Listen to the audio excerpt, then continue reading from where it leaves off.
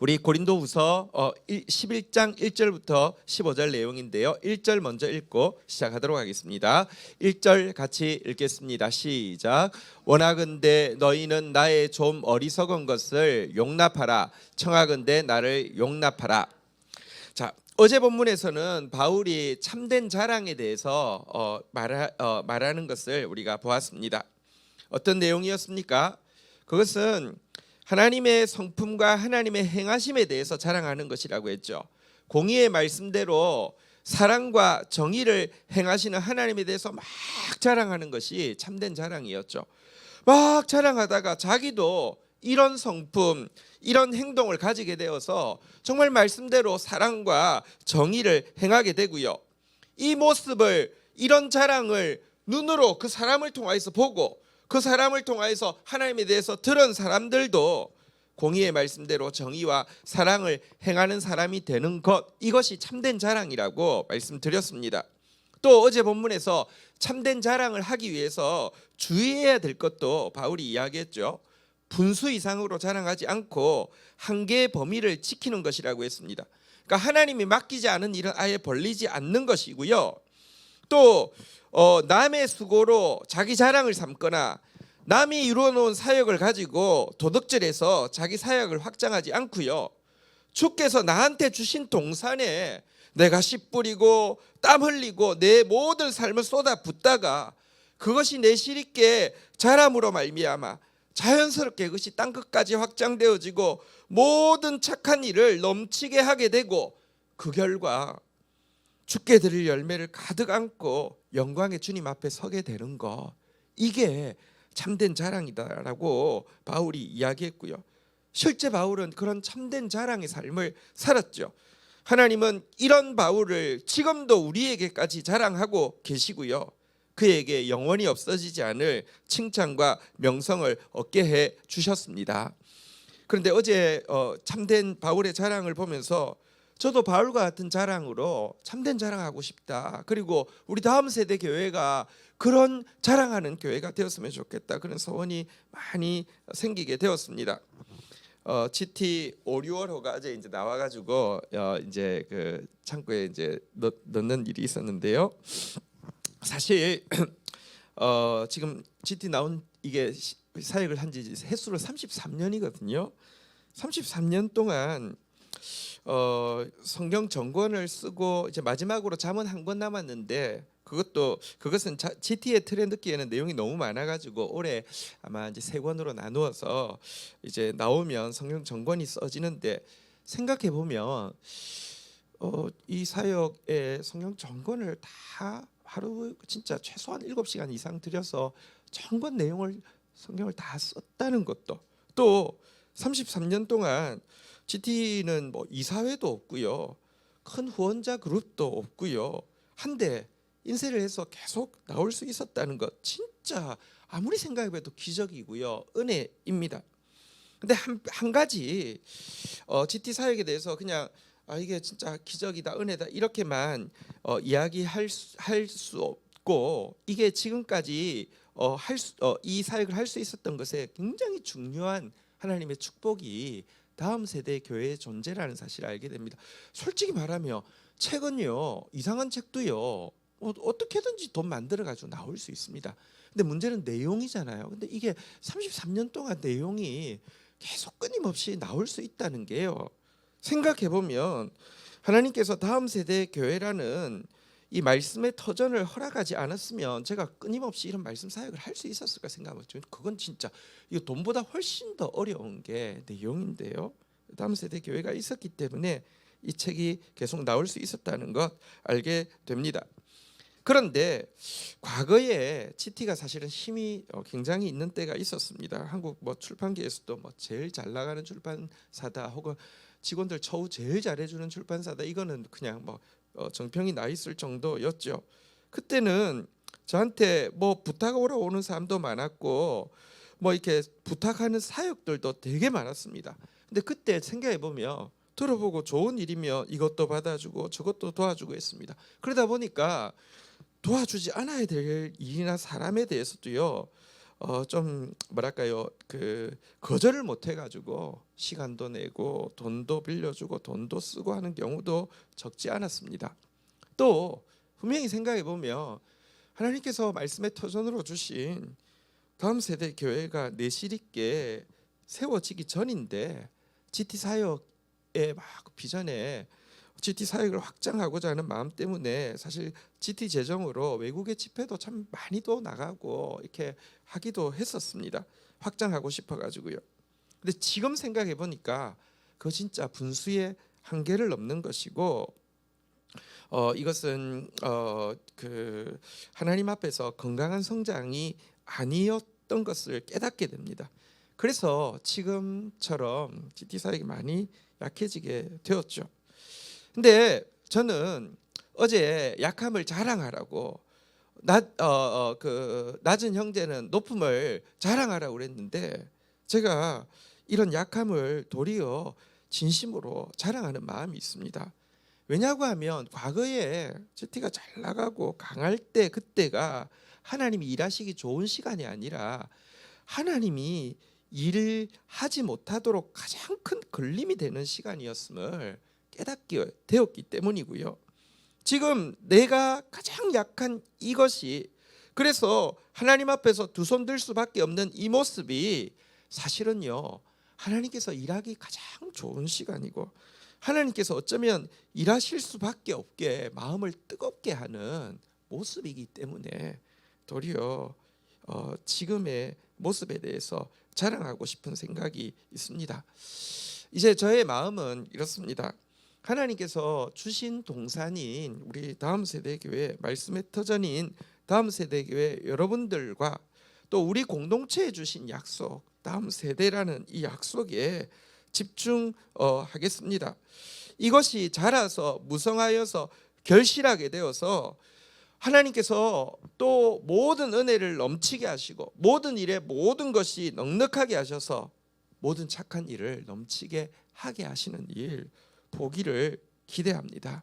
정말 말씀이 영적 한류가 되어서 온 세계로 퍼져나가고 가는 곳마다 진리의 빛이 사람들을 자유케 하고 다음 세대가 살아나게 하고 그리고 이것이 영원한 우리의 기쁨이 되게 하실 것을 기대합니다.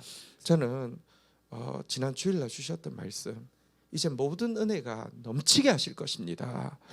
우리가 소명항에서 나아갈 때요, 모든 자원이 넉넉할 것입니다. 그래서 모든 착한 일을 넘치게 하게 하시는 새 시대가 열릴 것을 믿습니다.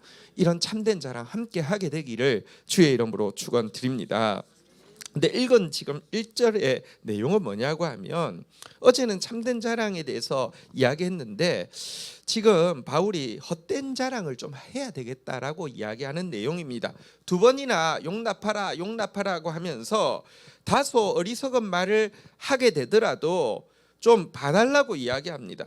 왜냐고 하면 거짓 선지자들의 거짓된 자랑에 중독된 고린도 신자들을 건져내기 위해서 자신도 어쩔 수 없이 솔직히 말하면 그 거짓 선지자들하고는 어제 표현대로 감히 더불어 비교하여 짝할 수도 없는 자신의 인간적인 자랑에 대해서 지금 말할 수밖에 없는 것에 대해서 양해를 구하는 내용입니다. 솔직히 바울은 자랑할 내용이 정말 많은 사람입니다. 그리고 게다가 그거 뭐 과장된 자랑도 아니고 사실입니다. 하지만 바울은 정말로 그런 자랑하고 싶어 하지 않았습니다. 우리 이제 11장 읽다 보면요, 내가 말하는 것은 주를 따라 하는 말이 아니요 오직 어리석은 자와 같이 자랑하는 것이다 라고 하면서 이런 자랑하는 것 자체가 불명예스럽다라고 덧붙이기도 하고 있습니다. 그럼에도 불구하고 바울이 정말 하기 싫은 이런 인간적인 자랑을 흥분까지 하면서 이렇게 하며 거짓 선지자들을 대항하려고 하는 이유가 있습니다. 2절부터 나오는 내용인데요, 2절 3절 교독하도록 하겠습니다. 내가 하나님의 열심으로 너희를 위하여 열심을 내노니 내가 너희를 정결한 처녀로 한 남편인 그리스도에게 드리려고 중매하름이로다. 그러나 나는 3절 같이 한번 읽겠습니다. 시작. 뱀이 그 간괴로 하와를 미혹한 것 같이 너희 마음이 그리스도를 향하는 진실함과 깨끗함에서 떠나 부패할까 두려워하노라. 여러분, 바울이 사실은 가지고 있는 목표가 있습니다. 교회를 섬기면서 목자가 반드시 가져야 되는 목표죠. 2절. 그래서 무엇이냐고 하면 성도들을 정결한 신부로서 그리스도에게 중매하려는 것이 그의 목표였습니다. 그런데 사단도 목표가 있습니다. 이 교인들을요, 마치 뱀이 하와를 유혹했던 것처럼 이 성도들을 유혹하기 위해서 거짓 선지자를 보내는 것입니다. 그런데 문제는 마치 하와가 이 뱀의 유혹에 쉽게 속아 넘어간 것처럼 이 고린도 성도들도요, 이 지금 거짓 이 선지자들에게 쉽게 속아 넘어가고 있었다는 것입니다. 그런데요, 솔직히 고린도 신자들 입장에서 한번 생각해 보십시다. 그리스도에게 중매하려는 바울의 말과 사단한테 부킹하려는 거짓 사도들의 말 중에서 뭐가 더 쉽고 뭐가 더 매력적으로 들렸을까요? 이 거짓 사도들의 말이 훨씬 더 자기들에게 쉽고 자기들에게 매력이 있었습니다. 생각해 보십시오. 신랑 대신 그리스도께서는요, 신부인 우리의 전부를 가지기 전까지는 절대로 만족하지 않습니다. 그러니까 그리스도에게 중매하는 바울도 그들의 온 마음을 그리스도에게 드리기 전까지는 절대 만족하지 않고 계속 잔소리할 수밖에 없는 것입니다. 여기에 비해서 여러분, 신랑이 아니라 정부인 사탄은요, 고린도 신자에게서 일부만 가지면 됩니다. 전부 원하지 않습니다. 일부면 충분히 만족합니다. 거짓 사도들도 마찬가지입니다. 일부만 가지면 됩니다. 일부만 가져면 왜 됩니까? 그것만으로도 그리스도에게 바쳐질 우리의 순결을 충분히 더럽힐 수 있고, 그러면 그때부터 우리는 순결한 신부가 아니라 음녀로 부패할 수밖에 없기 때문에 그렇습니다. 그런데 이렇게 이미 유혹을 받고 있는 그들 입장에서는요, 사실은 이 지금 바울의 그 태도와 거짓 사도들의 태도들 중에서 어느 쪽이 좀 더 인격적이고 차분하고 좀 정상적이라고 느껴지냐고 하면 거짓 사도들의 태도가 훨씬 더 차분해 보이고요. 이렇게 말이 통하네, 이렇게 되는 것입니다. 바울이 사실은 2절에서 열심이라는 단어를 2번이나 썼는데 이게 뜻은 흥분하다, 질투심에 사로잡히다 이런 뜻입니다. 지금 바울 입장에서는요, 흥분 안 할 수가 없습니다. 아니, 그리스도에게 바칠 이런 순결한 아름다운 신부가 지금 음녀가 되고 있으니 막 흥분을 하고 질투심에 사로잡혀 있는데요, 거짓 사도들은요, 그러고 나면 와서 배실배실 웃으면서 뭘 잘하고 있는데 왜 저렇게 흥분하냐고 하면서 편을 들고 있는 것입니다. 제가 그 JMS 대자본 논쟁 이렇게 전국 대학에서 처음 시작했을 때 그 막판 마지막 그 이제 최후 변론할 때 제가 해야 되는데 그 어쨌든 기독교 다른 대표가 나와가지고 뭐 이렇게 이야기하고 막 흥분해서 이단 잘라야 된다 이렇게 바보 같은 이야기를 했는데, 그러고 나니까 이 사람들 나와가지고 배실배실 웃으면서 사실은 우리가 그런 게 아니고, 여러분 꼭 그런다니까요. 사실은요, 바울의 태도가요, 지금 열받아 있는 이 태도가 사실은 이 도리어 이것 때문에 여러분 지금 미혹 당해 있는 고린도 신자들은요, 점점 더 거짓 선지자들이 맞구나 하고 쏠리고 있다는 것입니다. 그 결과 한번 4절, 지금 4절 읽을 차례죠. 4절 한번 보도록 하겠습니다. 같이 읽겠습니다. 시작. 만일 누가 가서 우리가 전파하지 아니한 다른 예수를 전파하거나 혹은 너희가 받지 아니한 다른 영을 받게 하거나 혹은 너희가 받지 아니한 다른 복음을 받게 할 때에는 너희가 잘 용납하는구나. 그래서요, 그들 말 듣고요, 한번 따라하겠습니다. 다른 예수, 다른 성령, 다른 복음 쑥쑥 받아들이고 있었다, 이렇게 이야기하고 있습니다.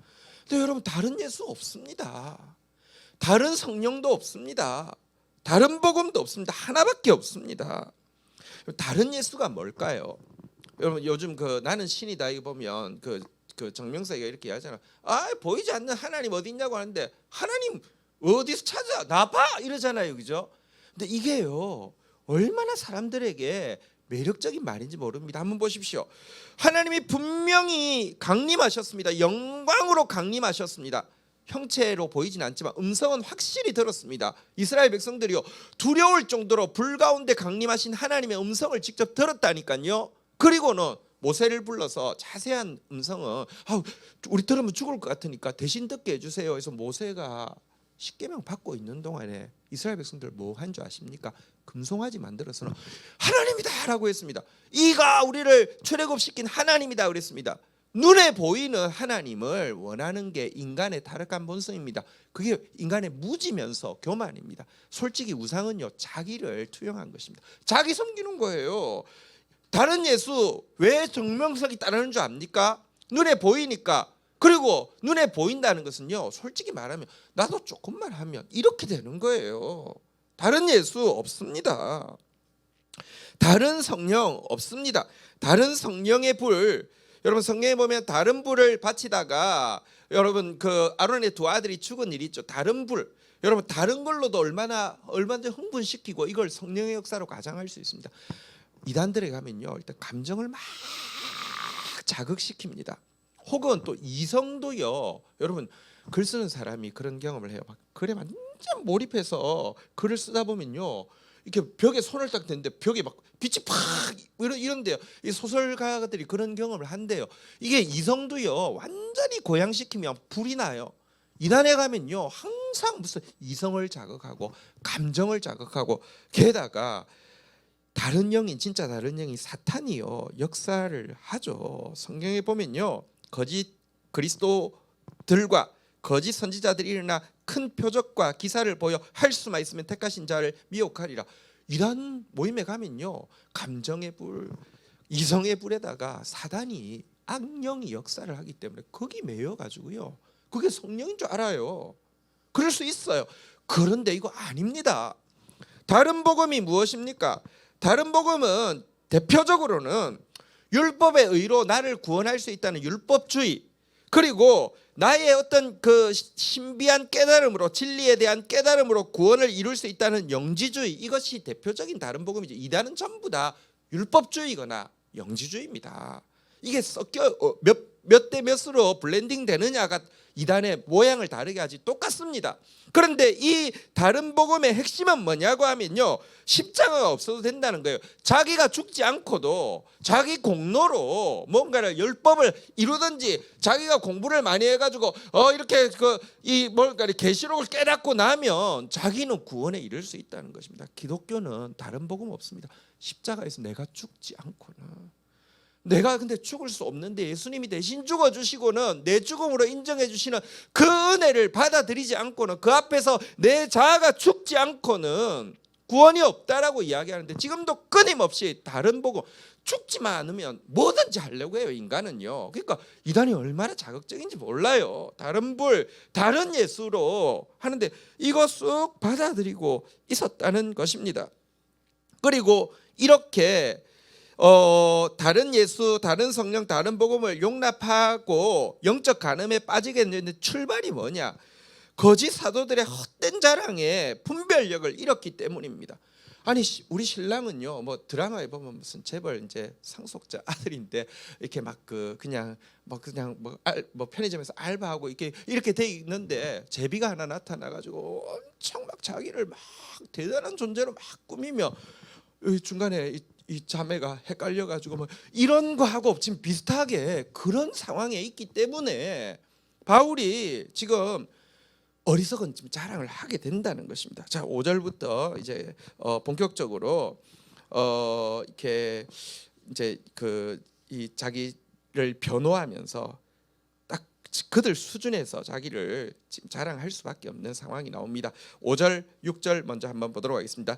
교독하겠습니다. 나는 지극히 크다는 사도들보다 부족한 것이 조금도 없는 줄로 생각하노라. 6절 같이 읽겠습니다. 시작. 내가 비록 말에는 부족하나 지식에는 그렇지 아니하니 이것을 우리가 모든 사람 가운데에서 모든 일로 너희에게 나타내오노라. 거짓 사도들이요 바울에 대해서 비방하는 요지 첫 번째 긁고 넘어지는 포인트가 뭐냐고 하면 바울은 말도 부족하고 영적 지식도 부족하다라는 점이었습니다. 거기 비해서 나는 영적 지식이 충만하고 내 말하는 것 좀 봐, 얼마나 확실하고 시원하게 이야기하느냐, 이렇게 이야기하고 있었는데요. 여기에 대해서 바울이 지금 이제 변명을 하고 있습니다. 6절에 보는 바대로 내가 말은 좀 부족하지만 하고 말은 부족하다고 인정을 일단 하고요. 그렇지만 진리의 지식에 있어서만큼은 저들하고 비교할 수 없고, 사실 내가 얼마나 깊은 진리의 지식을 가졌는지는 모든 사람 가운데 모든 일로 너희들 보지 않았느냐라고 이야기를 하고 있습니다. 자, 여러분 말도 부족하고 지식도 부족하다는데 지식 안 그렇다라고 이야기하는데 말은 어떻습니까? 솔직히 말이 부족하다고 바울이 인정하고 있지만 이거야말로 억울하기 그지없는 일이었습니다. 여러분 당시 고린도는 수사학, 철학 그리고 인간의 달변을 굉장히 중요시 여기는 곳이었죠. 왜냐고 하면 거기가 그리스잖아요. 철학의 본거지였잖아요. 그런데 바울 어떤 사람입니까? 날 때부터 로마 시민권자고 최고 교육을 받은 사람입니다. 진짜 고린도 성도 사람들의 구미를 당길 만한 스펙과 실력을 정말 겸비한 사람입니다. 그런데 바울이요 고린도에 전도하러 딱 갈 때 결정을 해버렸습니다. 형제들아, 내가 너희에게 나아가 하나님의 증거를 전할 때 말과 지혜의 아름다운 것으로 아니하였나니 내가 너희 중에서 예수 그리스도와 그의 십자가에 못 박힌 것 외에는 아무것도 알지 않기로 작정하였습니다. 고린도 딱 들어갈 때 이렇게 작정을 하게 되었습니다. 왜냐고 하면 하나님을 알아가면 알아갈수록 인간의 지혜로는 구원에 이를 수 없다는 사실을 점점 더 많이 받아들이게 되었습니다. 만약 구원이 인간의 수사학이나 변정학으로 이루어지는 것이라고 하면 논리와 달변으로 영원히 회개할 수도 있고 중생할 수도 있다고 하면 그건 복음이 가짜라는 것이죠. 점점 더 그가 이게 알아지고, 또 반대로 수사학과 변정학, 논리, 달변을 강조하다 보니까 십자가를 점점 더 헛된 것으로 만들고 있는 것을 보면서 스스로 결정을 했다는 것입니다. 그리고 그렇게 했던 이유는요, 고린도에 오기 직전에 방문한 곳이 어디냐고 하면 아테네였습니다. 철학의 진짜 본거지였죠. 그곳에서 설교한 설교가 사도행전에 그대로 나와 있죠. 이 설교만큼 완벽한 설교는 없습니다. 최고의 수사학이고요, 최고의 변정학이고요, 너무 완벽합니다. 저는 진짜 사도행전에 나온 바울의 그 설교를 보면 바울이 얼마나 말을 잘하는 사람인지 정말로 변호할 수 있습니다. 저는 글 쓰는 사람이잖아요. 제가 다른 칭찬은 혹시 할지 몰라도 글에 대해서 칭찬하는 사람은 진짜 글을 잘 쓰는 사람입니다. 제가 글에 대해서는 못 썼는데 잘 썼다는 말을 웃으면서 못합니다. 근데 정말 잘 쓰는 사람입니다. 그런데요, 아테네에서 그런 설교했는데 영혼이 구원받는 사람이 아주 소수였습니다. 이거 보면서 하나님, 더 이상 내가 미련의 건 내가 가지고 있는 지식이 영혼 구원하는데 좀 도움돼요 하는 이 미련의 끈을 내려놓겠습니다 하고 거기서 했기 때문에 말이 부족하다고 느꼈고 자기가 또 인정하지만 실제 말이 부족해서 말이 부족한 것이 아니었습니다. 다른 복음 안 전하려고, 십자가 복음 전하려고 스스로 그렇게 된 것이었습니다. 그리고 그렇게 하니 여러분 한번 보십시오. 어쨌든 전도자는 말로 나가는 사람인데 여러분 말의 지혜를 다 내려놓으니 군인이요 전쟁터 나가면서 무장 해제하고 나가는 것과 마찬가지였어요. 그래서 바울은 그렇게 많은 경험과 지식이 있었음에도 불구하고 고린도에서 복음 전할 때 약하고 두려워하고 심히 떨었다라고 이야기하는데 그랬었어요. 그런데 그렇게 하는 게 무의미한 일입니까? 그렇게 한 것이 영원히 남는 일입니다. 약함이 강함이 맞습니다.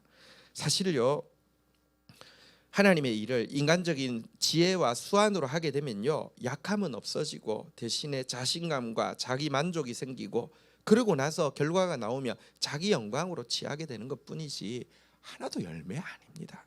어쨌든 내가 말에는 좀 부족하지만 지식에 그렇지 않다라고 이야기하면서 이렇게 이제 논박을 하고 있습니다. 7절부터는요 또 한 가지 거짓 사도들이 바울을 걸고 넘어지는 공격 포인트가 나옵니다. 그것은 무엇이냐고 하면 바울이 고린도에서 사역하면서 사역비를 안 받은 거, 자비량한 문제에 대한 것입니다. 7절 8절 먼저 교독하겠습니다. 내가 너희를 높이려고 나를 낮추어 하나님의 복음을 값없이 너희에게 전함으로 죄를 지었느냐. 8절 읽도록 하겠습니다. 시작. 내가 너희를 섬기기 위하여 다른 여러 교회에서 비용을 받은 것이 탈취한 것이라. 무슨 말이냐고 하면 첫 번째는요, 자비량 선고한 것에 대해서 7절에 보면요, 바울을 그 사람 자기가 돈 받을 자격이 없는 그냥 비천한 지식 전하고 있기 때문에 돈 받을 자격이 없는 거 스스로 알았기 때문에 돈 안 받았다라고 공격하는 내용이고요. 8절은 보면요, 그 사람 강교에서 돈 안 받음으로 말미암아 다른 교회들로부터 선교비 더 많이 걷기 위해서, 동정을 받아가 더 많이 걷기 위해서 일부러 그렇게 했다라고 공격을 하는 내용입니다. 내용상 우리 그 9절은 좀 이따 읽고요. 10절 11절 또 교독하도록 하겠습니다. 그리스도의 진리가 너희 속에 있으니 아가야 지방에서 나의 이 자랑이 막히지 아니하리라. 11절 읽도록 하겠습니다. 시작. 이러 어떠한 까닭이냐, 내가 너희를 사랑하지 아니함이냐, 하나님이 아시느니라. 여러분 여기서는 또 뭐라고 이야기하냐면 그가 돈을 안 받은 것은 고린도 신자들을 사랑하지 않았기 때문에 그렇다. 어쨌든 여러분 뭐 지금 돈 안 받고 사역한 거에 대해서요 자격 없음을 알기 때문이다. 딴 데서 모금 더 많이 하려고 그래서 그랬다. 아니면 너희들 안 사랑해서 그렇다. 너희들하고 이런 식으로 막 공격을 하고 있었는데요. 12절 한번 읽어볼까요? 읽겠습니다. 시작. 나는 내가 해온 그대로 앞으로도 하리니 기회를 찾는 자들이 그 자랑하는 일로 우리와 같이 인정받으려고 하는 그 기회를 끊으려 함이라. 바울은 근데 계속 자비랑 하겠다라고 이야기를 하고 있습니다. 연약한 성도들에게 부담 끼치지 않고 아가야 어린 성도들에게 계속 이렇게 사역을 하겠다라고 이야기합니다. 왜냐고 하면 이렇게 해서 물질적인 이익이 없이는 아무런 일도 하지 않는 거짓 선지자들의 모습과 자신을 성도들이 철들어서 분별할 수 있게 하기 위함이다라고 이야기를 하고 있습니다. 물론 그때도 그가 자비랑 할 수 있었던 이유는 이쪽 9절 한번 보도록 하겠습니다. 같이 한번 읽겠습니다. 시작. 또 내가 너희와 함께 있을 때 비용을 부족하였을 때 아무에게도 누를 끼치지 아니하였음은 마게도냐에서 온 형제들이 나의 부족한 것을 보충하였음이라. 내가 모든 일에 너희에게 폐를 끼치지 않기 위하여 스스로 조심하였고 또 조심하리라. 여러분 바울이 자비랑 했습니다. 근데 한번 생각해 보시죠. 고대 시대에 자기가 노동해서 자기 밥값 벌기가 힘든 시대에 전도하는 데는요 밥값뿐 아니라 많은 돈이 필요하잖아요. 그죠? 부족했을 것 아닙니까? 근데 자비랑 한 것으로 감당할 수 있었던 것은 마게도냐 교회가 헌금을 보내주었기 때문입니다. 마게도냐 교회 헌금은 왜 받았습니까? 고린도 거는 안 받고 왜 마게도냐 거는 받았습니까? 이유가 있습니다. 마게도냐 교인들은요 그들이 먼저 자신을 주께 드리고 또 하나님의 뜻을 따라 우리에게 주었도다. 여러분 어떤 헌금을 바울이 받았냐고 하면 마게도냐 성도들 이미 자기 자체를 하나님께 드린 사람입니다. 하나님께 드린 상태에서 하나님의 뜻을 따라 바울에게 보내라고 하니까 그들이 보낸 것은요 더 이상 마게도냐의 물질이 아니라 하나님의 물질인 것입니다. 이런 사람의 물질은 아무리 받아도 괜찮습니다. 그들에게도 모든 착한 일이 넘치게 하는 것이고요, 그들에게도 모든 은혜가 넘치게 하는 것이고요, 하나님 나라 일을 할 수 있는데요. 어쨌든 이 재정에 대해서 공격하고 있는데요, 이것에 대해서 이렇게 논박을 하고 있습니다. 우리 13절 14절 마지막 15절 마지막으로 읽고 마치도록 하겠습니다. 그런 사람들은 거짓 사도요 속이는 일꾼이니 자기를 그리스도의 사도로 가장하는 자들이라. 14절 읽겠습니다. 시작. 이것은 이상한 일이 아니니라. 사탄도 자기를 광명한 천사로 가장하는. 15절 같이 읽겠습니다. 시작. 그러므로 사단의 일꾼들도 자기를 의의 일꾼으로 가장하는 것이 또한 대단한 일이 아니니라. 그들의 마지막은 그 행위대로 되리라. 여러분 분별이 필요합니다. 우리가 열매 맺기 위해서 제일 필요한 것은요, 일단 거짓이 빠져야 됩니다. 거짓이 있으면 뭐 여러분 이렇게 영양분이 들어가도 악한 것이 다 먹어버립니다. 절대 안 됩니다. 분별하고 진짜 바른 진리를 위해서 세워지는 저와 여러분들이 되기를 주의 이름으로 축원드립니다. 자리에서 일어서시겠습니다. 우리 한번 찬양하고 주님 앞에 나가도록 하겠습니다.